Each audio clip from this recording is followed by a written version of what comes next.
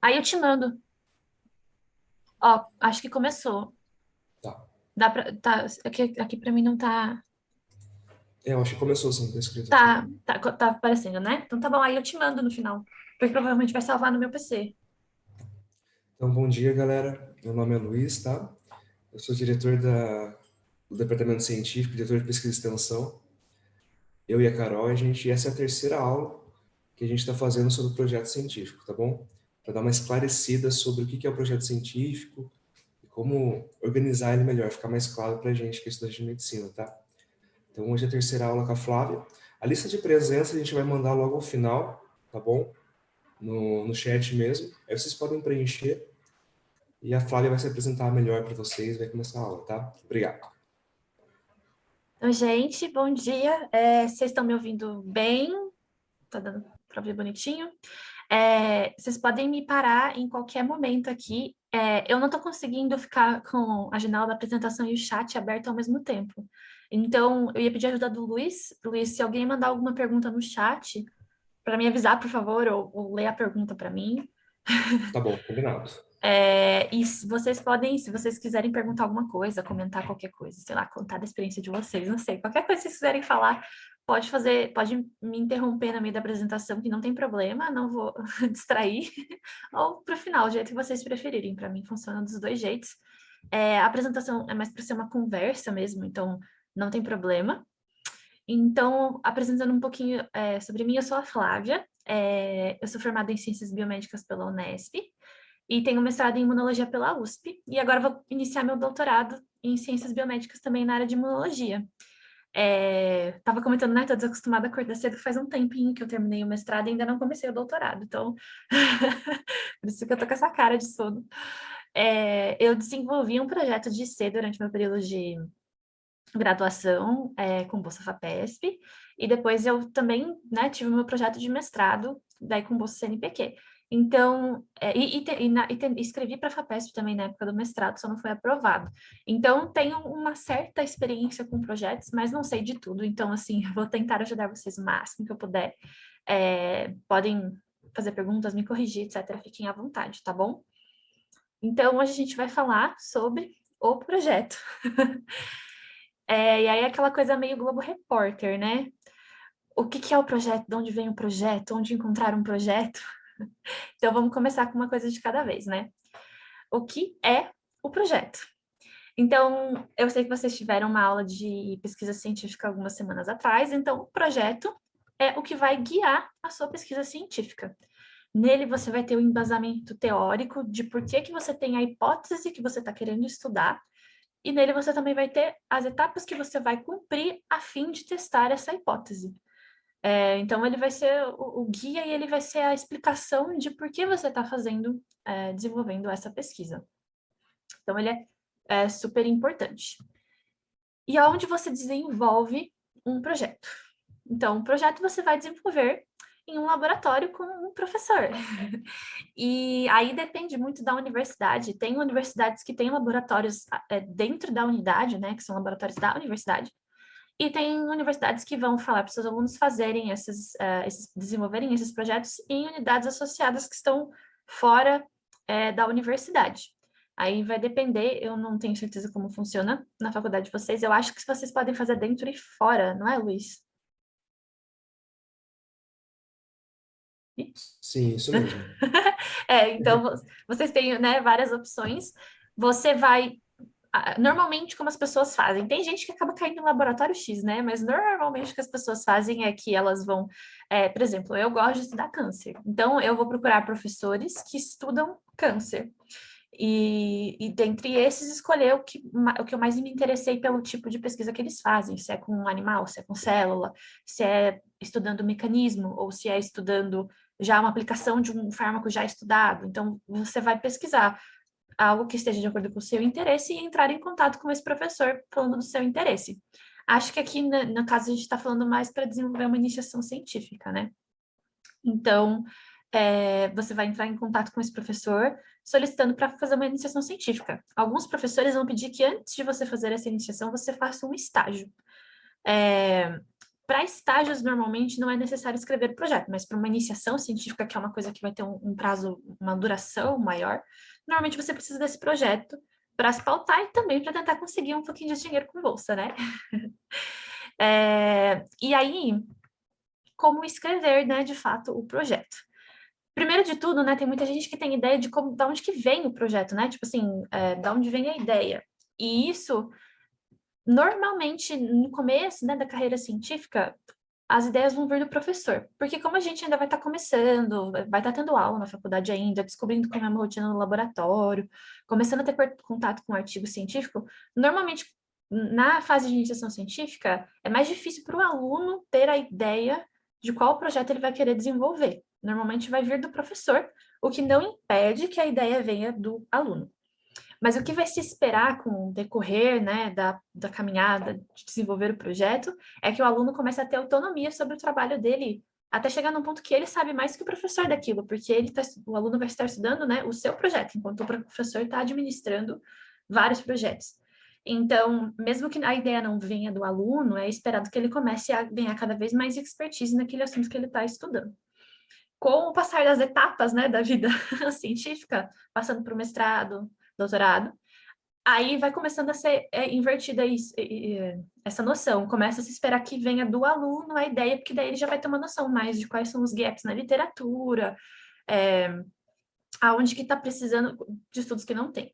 E quando essa ideia de projeto vier, independente se for do aluno ou se for do professor orientador, é importante que vocês verifiquem se não tem estudos já na literatura que estão falando, descrevendo exatamente o que vocês vão ver.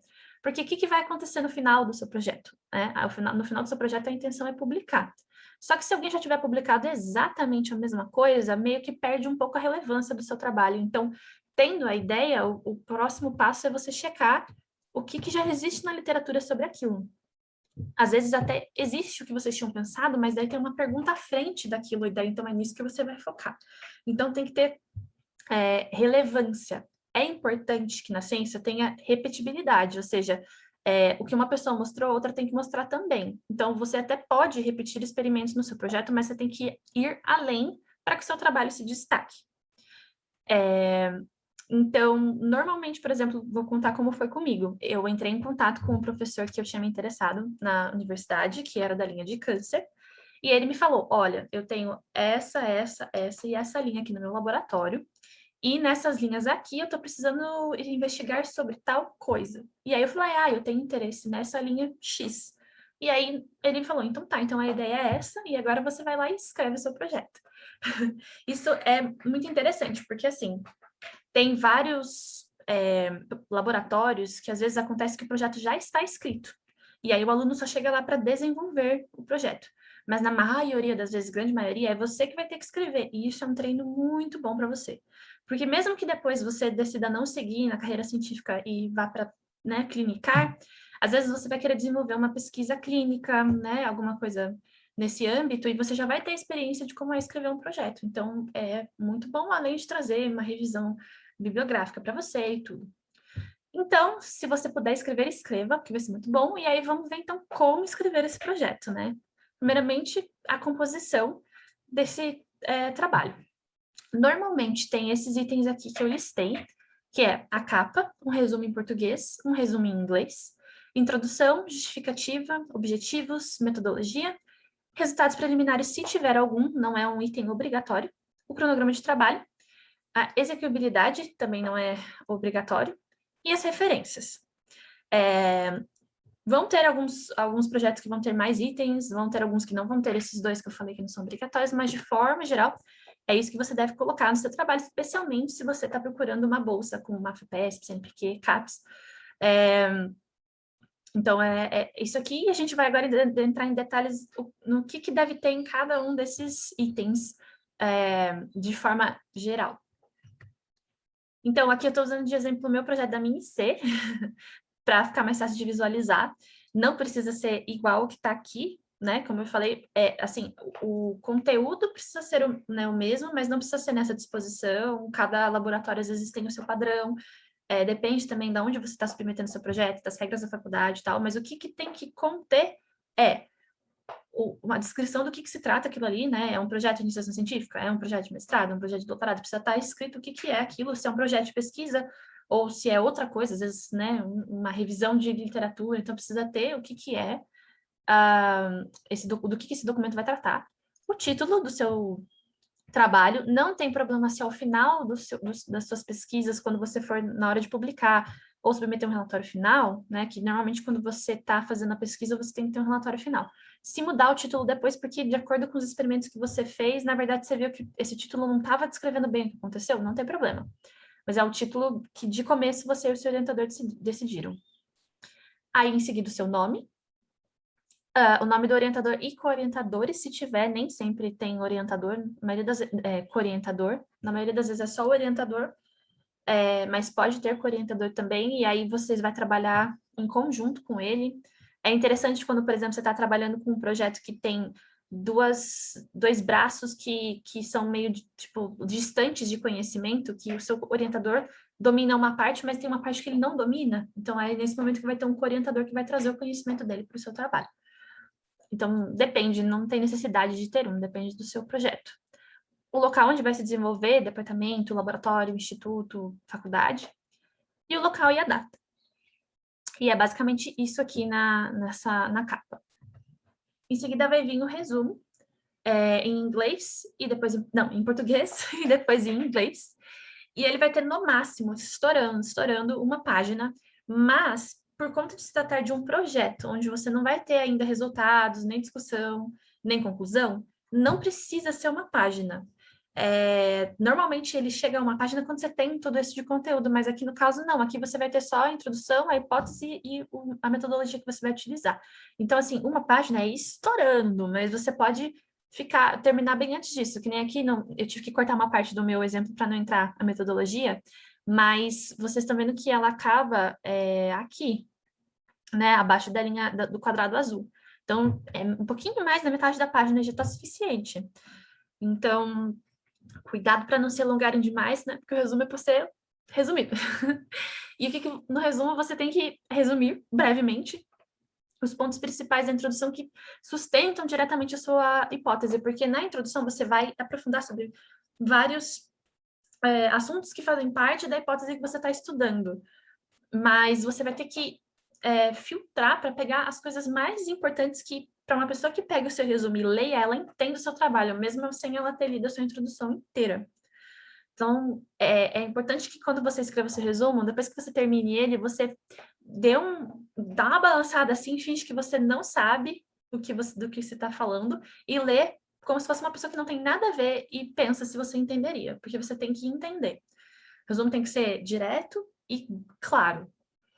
E então você vai fazer esse resumo da introdução, vai colocar a sua hipótese ali, e em seguida você vai citar os métodos, só que diferente da metodologia, que como eu vou explicar daqui a pouco, na metodologia você vai, tipo, né, falar cada etapazinha da metodologia. Aqui não, aqui você vai só citar as metodologias que você vai utilizar. Então, por exemplo, PCR, né? Se eu vou usar PCR para ver expressão gênica, não vou falar, e daí eu vou fazer extração de RNA e depois colocar no equipamento que não sei o que e aquece isso. Não, você não vai falar isso, você vai falar, vou fazer, não desse jeito, né? Coloquial, mas vou fazer PCR e outra técnica para avaliar isso aqui. Tipo, você não precisa dar detalhe da técnica, porque você vai fazer isso, de fato, na metodologia. E aí, para o resumo, é isso. Então, vai ter o português, depois o inglês, e aí a gente chega na introdução. Para o projeto, a introdução vai ter normalmente de 4 a 8 páginas. Não precisa, na verdade, 8 páginas é bastante já, considerando que é só o projeto. Menos do que 4 é muito pouco. Assim, uma página não faça de jeito nenhum, nem 2, 3, assim, não faça não. Faça de 4 entre 8 páginas, que vai te dar o espaço suficiente para aprofundar o que é necessário. Aqui, você vai falar sobre tudo que está relacionado ao seu objeto de estudo. E você vai aprofundar o tanto que for necessário para explicar por que aquilo tem relevância no contexto que você está estudando. Você não precisa aprofundar mais do que necessário só para mostrar que você estudou, que você sabe. Você vai até o ponto necessário para que fique bem explicado o que aquilo tem a ver com a sua hipótese. Então, aqui, usando o exemplo da minha iniciação científica, eu estou falando sobre produção de nanopartículas que eu vou associar um quimioterápico para tratar câncer de próstata. Então, eu tenho que entrar em detalhes sobre cada coisa dessa hipótese. Então, eu tenho que entrar em detalhes sobre nanopartículas, a história das nanopartículas, a segurança de nanopartículas, os estudos em animais e em humanos com nanopartículas, a produção de nanopartículas. Aí, eu preciso falar do câncer que eu estou estudando. Então, qual que é o câncer que eu estou estudando, qual que é a prevalência desse câncer, qual que normalmente é o tratamento desse câncer e por que que ele precisa de novos tratamentos. Estou falando desse remédio, desse quimioterápico que eu vou utilizar. Qual que é a classe dele, como que ele age, por que que ele não é bem, né? Por que eu estou precisando associar ele com outra coisa, por que que ele não é bem entregue sozinho. Tudo isso, então, eu tenho que explicar, entrar em detalhes sobre cada uma dessas coisas para explicar por que que eu estou fazendo isso, né? E todas as informações que vão estar na introdução, elas vão vir de artigos científicos, na maior, assim, 99,9% das vezes. Ai, sei lá, achei uma informação num livro, não posso usar? Pode usar. Sempre você vai acabar pegando uma informação de um livro ou de uma instituição que fornece dados de prevalência, por exemplo, o INCA, no meu caso, né, que é do câncer. Sim, mas isso vai ser tipo uma referência ou outra. A grande maioria vai vir de artigos científicos que vão dar os dados que vocês precisam, né? Tipo, viram que o quimioterápico paclitaxel tem tanto por cento de toxicidade se usado de tal modo. Isso sempre vai vir de um artigo, porque foi alguém que estudou e achou, né? E aí a coisa mais importante de tudo é vocês referenciarem tudo que vocês estiverem escrevendo que não for, né, da cabeça de vocês, ou seja, a introdução inteira tem que estar referenciada, porque o que que vai vir de você, o que que vai vir da sua cabeça na introdução? É só o parágrafo final com a hipótese. O resto você vai estar usando informações que vieram de outro lugar, então você tem que referenciar tudo, porque se você deixa de referenciar alguma coisa, você vai estar fazendo plágio. E se alguém pega plágio, gente, não queiram que ninguém pegue plágio, porque é, assim, muito, muito, muito ruim. Então, tomem cuidado para referenciar em cada coisa. Vai ter bastante referência no meio. Por exemplo, aqui eu não lembro de cabeça, mas acho que nesse projeto da minha IC teve, como se trata só do projeto, né? Não é uma introdução longa, não tem discussão e tal, então um pouco menos, mas acho que tinha por volta de umas 70 referências, eu acho. Porque tem que referenciar cada coisa que entrar no seu trabalho. E aí, eu não sei quanto, né, vocês já tiveram contato com isso, quanto vocês já escreveram trabalhos para a universidade e tudo, mas normalmente quem está fazendo o projeto pela primeira vez sempre se confunde de quem eu devo referenciar quando eu estou escrevendo. Porque existem artigos de pesquisa que publicam resultados da pesquisa e existem artigos que fazem revisão de um assunto na literatura. E aí, quando a pessoa está escrevendo, ela nunca sabe se ela vai citar o artigo de revisão que falou dos resultados que eu estou escrevendo aqui, ou se eu vou citar o artigo de pesquisa que descobriu esse resultado, né? Sempre surge essa dúvida, pelo menos eu e meus colegas, todo mundo ficava perdido nisso. Então, hoje eu me perco às vezes, porque é meio... Não existe uma regra fixa, mas existe um bom costume que é. Eu tô falando, tipo, de um resultado específico, assim, viram que o paclitaxel mata tanto por cento das células em cultura. Isso é um resultado específico, eu vou citar a pessoa que descobriu isso. Então, o artigo de pesquisa que mostrou esse resultado depois de um estudo. Agora, se eu estou falando de uma ideia que veio montada de vários resultados, eu vou citar cada um desses resultados, né, que vieram de artigos de pesquisa, além de citar de onde veio essa ideia que foi do artigo de revisão que eu estava lendo. Eu não sei se ficou claro, é meio confuso. Como eu falei, todo mundo se confundia na época, às vezes ainda me confundo. Se vocês precisarem que eu explique de novo, só me avisar, tá bom? Se vocês não tiverem entendido, qualquer hora vocês me param. Mas é bem de bom senso de você pensar em não deixar ninguém sem ser citado. Então, sei lá, você estava lendo um artigo de revisão. E nele ele pegou e viu vários estudos, tipo, teve esse resultado, esse resultado, esse resultado, e é por isso que nós, né, temos essa ideia de que a vida é assim. Você tirou essa ideia de que a vida é assim desse artigo de revisão, então você vai citar tanto o artigo de revisão quanto todos os estudos que ele foi falando até chegar nessa ideia dele. Aí você pode falar, olha, tem tal e tal e tal resultado de acordo discutido no artigo de revisão X. Então, tomar cuidado para referenciar todo mundo. Se vocês não tiverem entendido, vocês me avisam. E aí, a última coisa que eu queria falar sobre a introdução é que ela pode ou não ser dividida em tópicos, e isso vai de gosto pessoal. cada um faz de um jeito, não tem uma regra. Em tópicos eu digo assim, por exemplo, né, eu estou falando no meu projeto aqui de C, era uso de nanopartículas para tratar. Eu poderia ter feito, por exemplo, um tópico nanopartículas, e aí falo das nanopartículas, aí um outro título, câncer de próstata, e aí fala, poderia ter feito assim, ou poderia ter feito corrido, que foi a maneira que eu fiz na época que eu não achei que tinha necessidade de fazer tópico, ou seja, depende de você, depende de como você acha que vai ficar mais claro e mais organizado para a pessoa que está vendo. Então, não é uma regra, vai do gosto mesmo. Em seguida, agora vai vir a justificativa, que eu escrevi errado, não percebi, e os objetivos.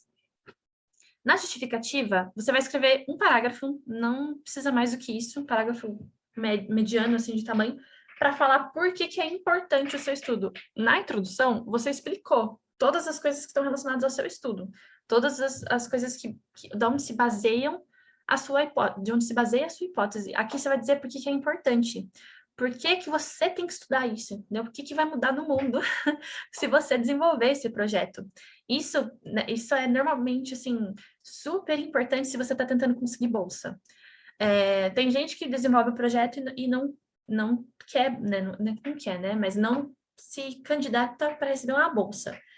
Nesse caso, talvez a justificativa não seja tão importante. Agora, se você quer receber uma bolsa da FAPESP, do CNPq, do CAPES, essa parte aqui é essencial. Essencial porque isso é como se tocasse no coração de quem está lendo, entendeu? Tipo assim, nossa, ele precisa desenvolver isso aqui, porque vai ser importante. Então, coloca aí, nossa, essa doença que eu estou estudando, ela é tal, acomete tanto por cento de pessoas, o tratamento dela é muito desgastante para o paciente, e etc. E, gente, vai terminar, nós vamos ter que voltar em um segundo.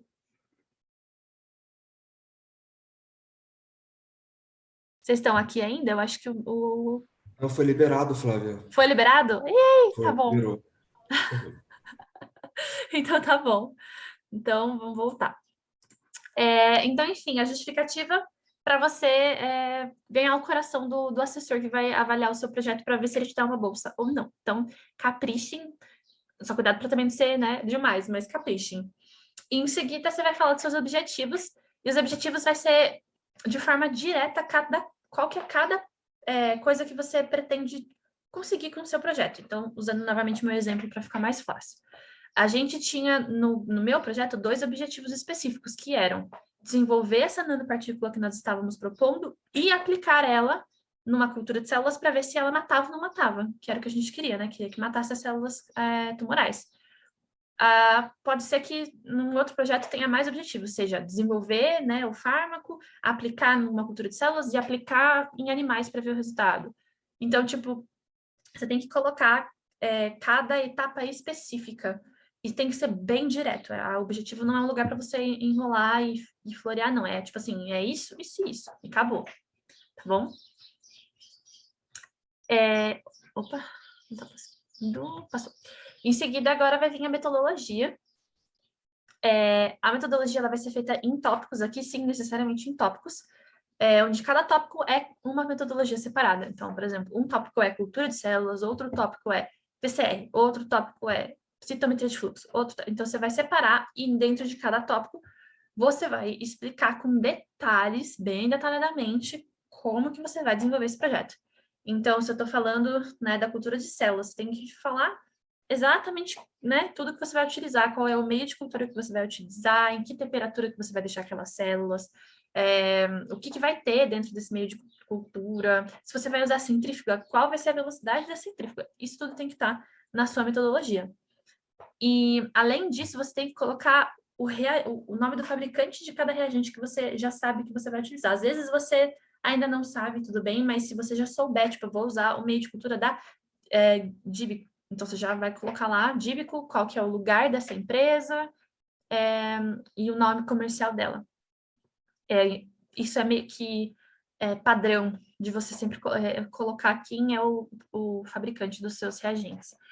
E aqui também lembrar de usar as referências. Se você estiver usando uma metodologia que foi publicada por um outro grupo e você viu que eles publicaram que para fazer a citometria eles usam tal tipo de técnica, sei lá, que vocês não usavam no laboratório, você referencia esse grupo. Por exemplo, eu fazia um ensaio de morte celular que eu tinha pegado de um artigo, então referenciava esse artigo. Ó, de acordo com esse artigo, seguimos a mesma metodologia para desenvolver desse jeito. Agora, se a metodologia que vocês do grupo viram que se fizesse, sei lá, deixasse overnight, uma coisa incubando, não sei o quê, ia dar certo, aí você não precisa referenciar. Mas se é uma metodologia desenvolvida por um outro grupo que está publicado, aí você referencia também, tá bom?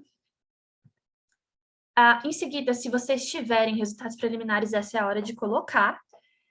Esses resultados preliminares, eles são resultados que são iniciais, que eles não são super aprofundados nem nada, mas que eles embasam a hipótese de vocês. Com esses resultados, vocês têm um maior... acreditam mais que a sua hipótese seja verdadeira. É isso que você vai mostrar aqui. E esses resultados preliminares podem ser de antigos alunos do laboratório ou alunos atuais que geraram esse resultado no meio das suas pesquisas, e isso tem a ver com a pesquisa que você vai desenvolver, ou podem ser de vocês mesmos do período que vocês estavam fazendo estágios. Às vezes vocês estavam realizando alguns pequenos experimentos e viram esse resultado e falaram, né, vocês com o orientador discutindo, viram que aquilo ali podia se desenvolver mais e virar um projeto, de fato. Então, independente de onde for, se vocês tiverem, é legal porque deixa a sua hipótese mais forte, aumentando a crença de quem está avaliando o seu projeto de que ele tem mais chances de dar certo. E se você estiver concorrendo a uma bolsa, então, né, vai te ajudar a conseguir a bolsa, né? Mas se vocês não tiverem resultado preliminar, não tem problema nenhum. Na minha iniciação científica eu não tinha, mandei e eu consegui o projeto da FAPESP, assim, então não é necessário, não é porque você não tem que você está em desvantagem. É só uma coisa que pode te ajudar. Por fim, é o cronograma de trabalho e a execuibilidade. No cronograma de trabalho, você vai dizer, usando datas, quando que você vai desenvolver cada um dos experimentos que você propôs na metodologia. Usando datas, eu digo assim, normalmente meses, tá? Não data, tipo, 21 de julho de 2021, não é isso. É, tipo, no período, no trimestre de fevereiro a abril, eu vou desenvolver tal experimento. No último trimestre, eu vou estar escrevendo meu relatório final e meu artigo, sabe? Indicar, porque isso vai ajudar a pessoa que está lendo seu projeto para ela ver se você vai conseguir fazer em tempo. E a execuibilidade, esse tópico, é um lugar onde você vai escrever por que você acha que vai dar certo o seu projeto, assim, na questão de desenvolvimento, não por conta da força da sua hipótese, não isso, mas do local onde você vai desenvolver, se você vai ter tempo, se o laboratório tem espaço para te receber, né, se ele comporta todos os alunos, se ele tem todos os equipamentos que você precisa, se ele não tiver, aonde você vai usar esses equipamentos, se tem o dinheiro, né, se tem o financiamento para você desenvolver isso. Então, é isso que você vai escrever, porque se você mostrar para a agência onde você está pedindo a bolsa, né, se você estiver pedindo uma, que você vai conseguir desenvolver esse projeto, porque você tem o tempo e você tem os materiais e o espaço, também é mais fácil de eles te concederem uma bolsa. Se você estiver submetendo simplesmente para a faculdade, porque faz parte do currículo que vocês estão seguindo, também vai ajudar, porque a universidade também precisa saber que vocês vão conseguir desenvolver esse projeto, né? E aí, nessa parte, todo mundo surta, né? Porque fica, meu Deus, e se não der tempo de eu fazer tudo que eu estou falando que eu vou fazer aqui? E aí eu posso dizer que eu já passei por isso, porque tanto na minha IC quanto no meu mestrado, no meu projeto tinha muita coisa a mais que eu não fiz. E tá tudo bem, gente. Assim, você tem que tentar colocar uma coisa realista. Mas a vida é uma loucura, às vezes acontece coisa que a gente não estava esperando, atrasa tudo, muda o caminho. Então, assim, o projeto é uma proposta e você vai sim tentar seguir. Mas caso aconteça de você não conseguir, não é o fim do mundo. O que você tem que se preocupar no final disso, você vai ter que mostrar trabalho. Você vai ter que mostrar dedicação, vai ter que mostrar esforço. Se você chegar no final e não tiver nada e não souber explicar isso, aí vai dar um problema.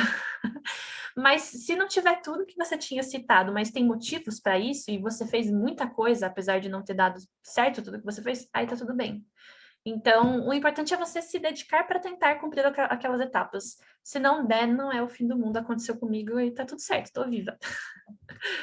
E aí, por fim, as queridas referências, que podem estar no estilo da nossa querida BNT, ou também nesses outros estilos de referência que eu coloquei aqui para vocês na direita, como Vancouver, Numbered, Annotated. depende para onde vocês estão submetendo o projeto, quais são as regras, né? Quais são as regras da faculdade, se vocês vão, né, vão só entregar para a faculdade, ou quais são as regras da instituição, se você está entregando para a FAPESP, para a CAPES, CNPq. Então, vocês têm que checar com eles qual é a regra que eles querem que você utilize. E aí todo mundo fica louco nessa hora, né? Porque é uma chatice fazer referência. E aí então vem a maior dica que eu posso dar para vocês dessa apresentação toda, a melhor parte de todas, que é utilizar os softwares que fazem as referências para vocês. Gente, isso aqui é a melhor coisa do mundo. Graças a Deus teve alguém no meu laboratório que na minha IC compartilhou comigo que dava para usar esses softwares, então eu nunca precisei fazer referência na mão. Esses são os dois mais conhecidos, o EndNote e o Mendeley. Eu nunca usei o Mendeley, eu só usei o EndNote, mas conheço pessoas que utilizam e gostam muito. Mas eu, particularmente, sou do EndNote. Ele é muito, muito bom. O que acontece? Esse software vai fazer, vai achar para você referência. Então, por exemplo, se vocês querem achar um artigo meu, vocês vão digitar lá. Sardella de Miranda, 2021, e um pedaço do título do meu artigo, sei lá, Breast Cancer. Ele vai mostrar todos os artigos que contêm essas especificações. E normalmente, se você fizer colocar ano, autor e um pedaço do título, você já acha o seu direto, não vai ser difícil de achar, vai aparecer normalmente o seu artigo que você está procurando em mais um, ou às vezes nem isso, aparece o que você quer. Apareceu lá, você clica no artigo, vai no seu documento do Word, aperta Alt 2, a referência entra lá no texto, entra no final, acabou.